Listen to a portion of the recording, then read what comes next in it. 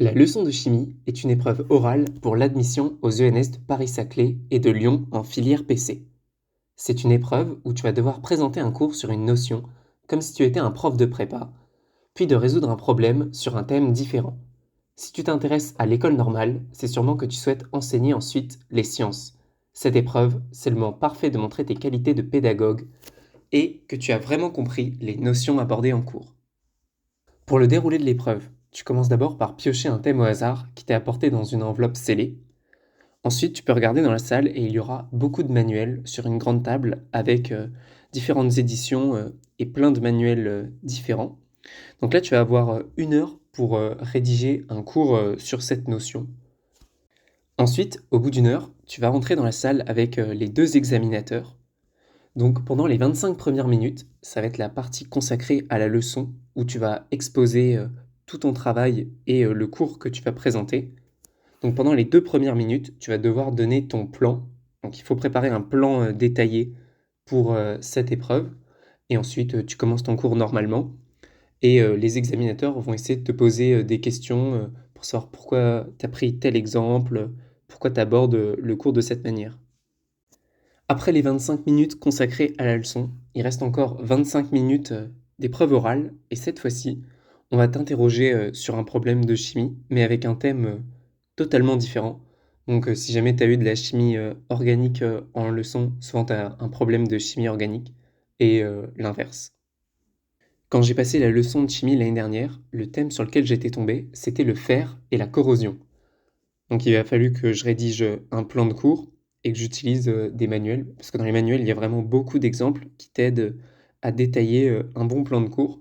Alors heureusement, il y avait un manuel que j'utilisais assez souvent dans la bibliothèque de ma prépa, qui était disponible sur la table, et donc vraiment, ça m'a beaucoup aidé.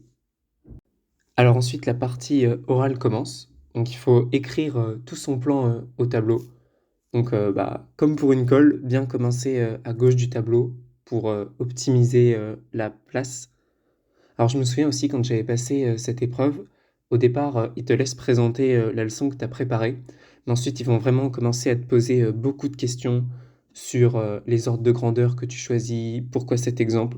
Donc, quand tu prépares ta leçon au préalable, faut pas seulement penser à faire un beau cours avec des beaux schémas, faut aussi prévoir les questions que les deux examinateurs vont pouvoir te poser et justifier tes choix de présentation. Ensuite, après la partie sur la leçon, on est passé à un problème de chimie organique. Donc c'était une grande suite de réactions pour réaliser une synthèse et on analysait au fur et à mesure chaque réaction.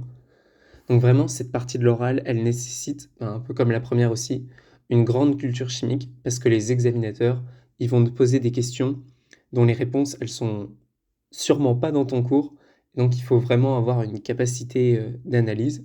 Tu peux prendre ton temps aussi hein, pour répondre, mais bon, faut pas non plus laisser 2 minutes de blanc, mais tu as le droit de dire je réfléchis 20 secondes au lieu de vouloir répondre du tac au tac. Surtout que ça, ils aiment pas trop parce que souvent, quand on répond très vite, on se trompe un peu. Par exemple, une question que les examinateurs m'avaient posée dans la partie problème, c'était pourquoi LiALH4 est un meilleur réducteur que NaBH4 et d'expliquer un peu les propriétés de ces deux réducteurs. Maintenant, j'aimerais te donner les 5 conseils que je donnerais à quelqu'un qui passerait l'épreuve de la leçon à l'ENS. Premier conseil, c'est peut-être bête, mais avoir une montre, parce que dans la partie de préparation qui dure 1 heure, c'est vraiment important d'avoir une montre pour savoir où est-ce qu'on en est quand on rédige notre cours. Deuxième conseil, et tu l'as peut-être compris quand je t'ai parlé de mon expérience sur cette épreuve, c'est utiliser des manuels pendant l'année.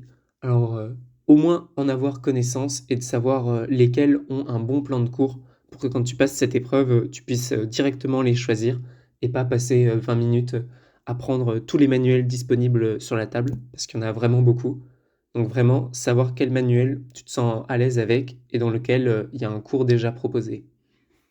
Mon troisième conseil, c'est au tout début de la leçon d'exposer clairement son plan, parce qu'un plan exposé clairement, ça vaut vraiment des points, parce que les examinateurs, ils ont vraiment compris que tu as bien compris la notion qui était abordée. Mon quatrième conseil, c'est d'utiliser des exemples précis et de connaître ses ordres de grandeur. C'est vraiment valorisé pour cette épreuve d'avoir, par exemple, quand tu parles d'une certaine réaction, un exemple précis avec des réactifs et des produits dont tu connais le nom. Et aussi de connaître ces ordres de grandeur, par exemple les pK usuels en chimie organique. Enfin, mon dernier conseil, c'est d'avoir conscience que dans ta présentation que tu prépares, une grande partie, tu vas pas pouvoir la présenter aux examinateurs, parce que la leçon, elle dure que 25 minutes, et ils vont vraiment te bombarder de questions à la fin. Donc tu peux quasiment être sûr que ta troisième partie, tu vas pas y toucher. Donc il faut vraiment préparer ton plan pour la troisième partie. Mais si jamais c'est pas la partie que tu as le plus travaillé, c'est pas grave.